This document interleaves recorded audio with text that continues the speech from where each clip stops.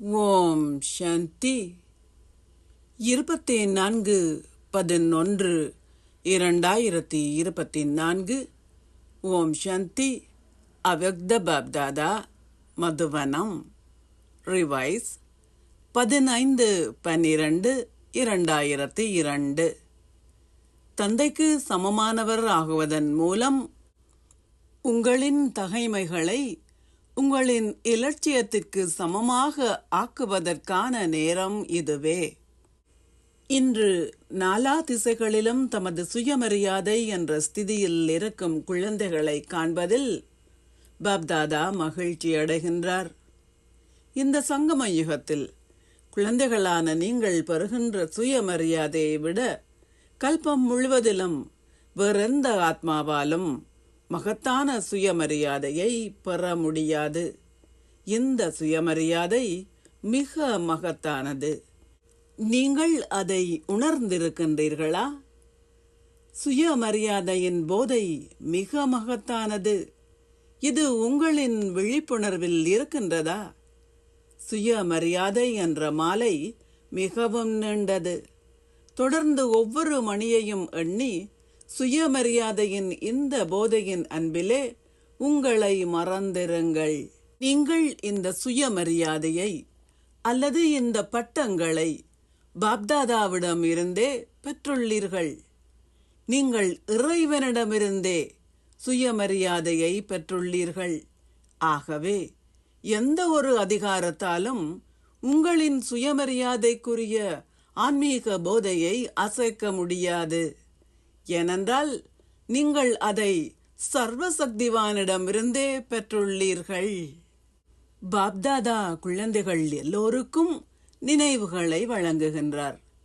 உங்களின் முயற்சிகளில் நீங்கள் என்ன இலக்கத்தில் இருந்தாலும் பாப்தாதா குழந்தைகளான உங்கள் ஒவ்வொருவருக்கும் சதா அன்பையும் நினைவுகளையும் வழங்கி உங்களின் மேன்மையான சுயமரியாதைக்கேற்ப நமஸ்தே சொல்கின்றார். அன்பையும் நினைவுகளையும் வழங்கும் வேளையில் பாப்தாதா எங்கும் உள்ள ஒவ்வொரு குழந்தையையும் தனக்கு முன்னால் வைத்திருக்கின்றார்.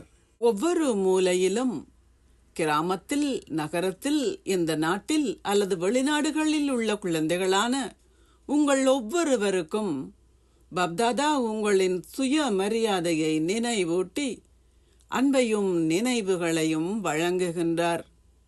உங்கள் எல்லோருக்கும் அன்பிற்கும் நினைவிற்குமான உரிமையுள்ளது. ஏனென்றால் நீங்கள் பாபா என்று சொன்னவுடனேயே உங்களுக்கு அன்பிற்கும் நினைவிற்குமான உரிமை உள்ளது.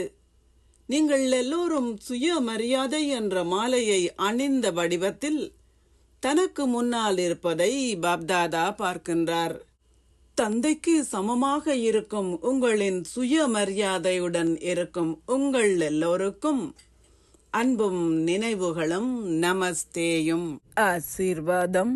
நீங்கள் இறைவனின் சகவாசத்தை அனுபவம் செய்வதன் மூலம் சதா உங்களின் லௌகீக மற்றும் அலௌகீக வாழ்க்கைகளில் பற்றற்றவராக இருந்து பற்றை அழிப்பவர் ஆகுவீர்களாக.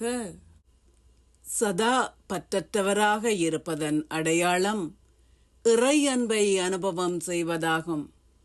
எந்த அளவிற்கு உங்களிடம் அந்த அன்பு உள்ளதோ அதற்கேற்ப நீங்கள் அவரின் சகவாசத்தை அனுபவம் செய்வீர்கள். நீங்கள் பிரிந்திருக்க மாட்டீர்கள். நீங்கள் ஒன்றாக இருக்கும்போது அன்பு அனுபவம் செய்யப்படுகின்றது. தந்தை உங்களுடன் இருப்பதனால் உங்களின் சுமைகள் அனைத்தையும் தந்தையிடம் கொடுத்துவிட்டு இலேசாகுங்கள். பற்றை அழிப்பவர் ஆகுவதற்கான ஒரே ஒரு வழிமுறை இது மட்டுமே. அவ்வாறாயினும் முயற்சி என்ற பாடத்தில் சதா என்ற வார்த்தையை கீழ்கோடிடுங்கள். உங்களின் லௌகீக மற்றும் அலௌகீக வாழ்க்கைகளில் சதா பற்றற்றவராக இருங்கள். அப்போது நீங்கள் அவரின் சதா சகவாசத்தை அனுபவம் செய்வீர்கள். ஸ்லோகம். எந்த ஒரு விகாரம் என்ற பாம்பையும் உங்களின் படுக்கையாக்கிக் கொள்ளுங்கள். அப்போது நீங்கள் ஓர் இலகு யோகி ஆகுவீர்கள். ஓம் சாந்தி. நன்றிகள் பாபா.